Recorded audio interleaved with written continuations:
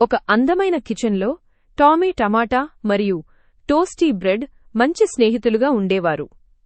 వాళ్ళు ఎప్పుడూ నవ్వుతూ ఒకరికి ఒకరు సహాయం చేస్తూ సరదాగా గడిపేవారు. ప్రతి ఉదయం టామీ కౌంటర్ మీద గుండ్రంగా గిరగిరా తిరుగుతాడు. టోస్టీ బ్రెడ్ బాక్స్ నుంచి చేతులు ఊపుతూ పలకరిస్తాడు. ఒకరోజు టామీ జారి టేబుల్ నుంచి పడిపోవడానికి సిద్ధమయ్యాడు. టోస్టీ తన చిన్న బ్రెడ్ చేతులు చాపి అతన్ని కాపాడాడు.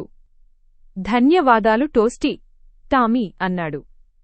స్నేహితులు అలా చేస్తారు, టోస్టీ నవ్వుతూ చెప్పాడు. తరువాత ఇద్దరూ కలిసి వంట చేయడానికి ప్రయత్నించారు. టామీ తన రసపు చుక్కలు జోడించాడు.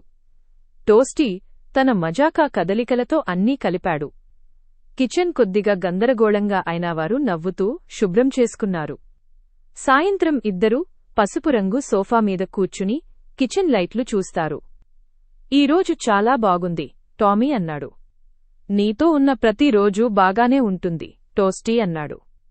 ఇద్దరూ హైఫై ఇచ్చుకుని నవ్వుకున్నారు.